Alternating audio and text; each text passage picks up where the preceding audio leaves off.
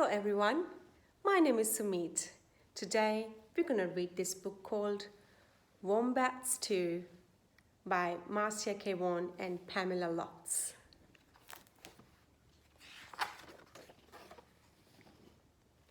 One day on the banks of a billabong, a very clever dingo caught a wombat. I wonder what that is. We have to find out. Decided to make wombat stew, gooey brewy, yummy chewy wombat stew. Look at that kookaburra. Can you help me find more on other pages? Platypus came ambling up the bank. "Good day, Dingo," he said, snapping his bill. "What is all that water for?" "I'm brewing up a gooey, chewy stew with that fat wombat," replied Dingo with a toothy grin.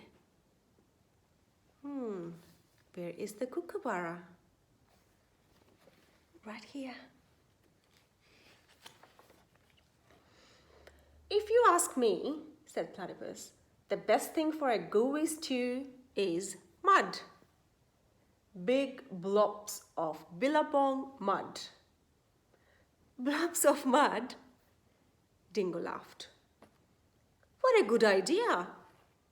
Right here, in they go." So Platypus scooped up big blobs of mud with his tail and tipped them into the billy can. And the kookaburra is right here. Doesn't seem very happy. Around the bubbling billy, Dingo danced and sang. "Wombat stew, gooey brewy, yummy chewy wombat stew." Look at the kookaburra here. He seems shocked. Waltzing out from the shade of the ironbarks came Emu.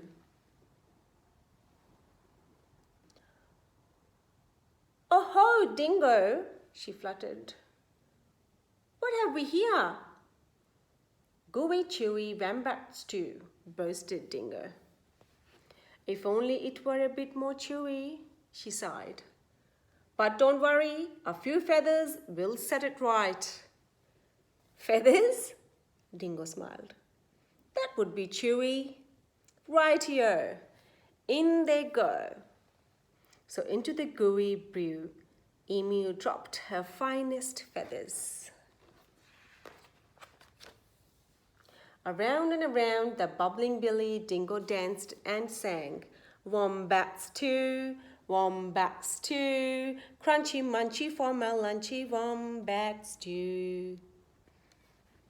Seems very happy. And here is the kookaburra sitting and watching him. Old Blue Tongue the lizard came sliding off his sun-soaked stone. "Silly Dingo," he hissed. "There are no flies in this stew. Can't be wombat stew without crunchy flies in it." And he stuck out his bright blue tongue. "There's a lot to be said for the flies," agreed Dingo, rubbing his paws together. "Radio, in they go." So Lizard snapped 100 flies from the air with his long tongue and flipped them into the gooey, chewy stew. Around and around and around the bubbling billy, Dingo danced and sang. "Wombat stew, crunchy munchy for my lunchy wombat stew." Look at the other animals, they're watching him dance. Up through the red dust popped Echidna. "Wait a bit, not so fast," he bristled, shaking the red dust from his quills.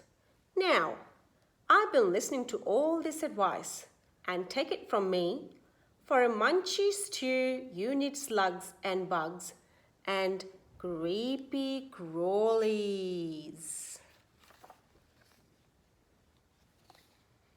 Dingo wagged his tail. Why, I should have thought of that. Rightio, in they go.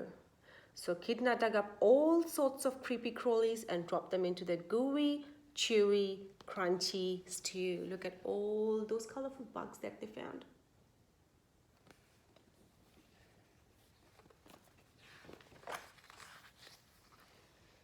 The very clever dingo stirred and stirred all the while singing, Wombat Stew, Wombat Stew, hot and spicy, oh so nicey, Wombat Stew. Look at Kookaburra right at the very top.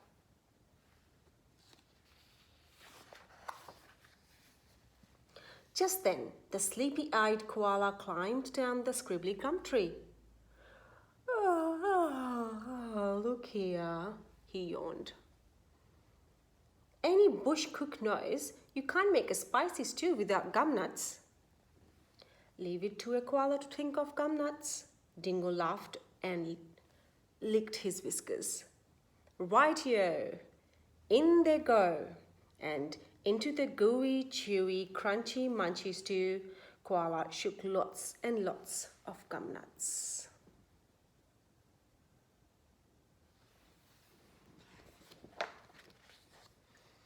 Aha! Cried Dingo. Now my stew is missing only one thing. What's that? Asked the animals. That fat wombat. Wait! Stop! Hang on, Dingo. You can't put that wombat into the stew yet. Look at all the animals. They look worried. Why not? You haven't tasted it. Rightio, I'll taste it. And that very clever dingo bent over the billy and took a great big slurp of the stew. And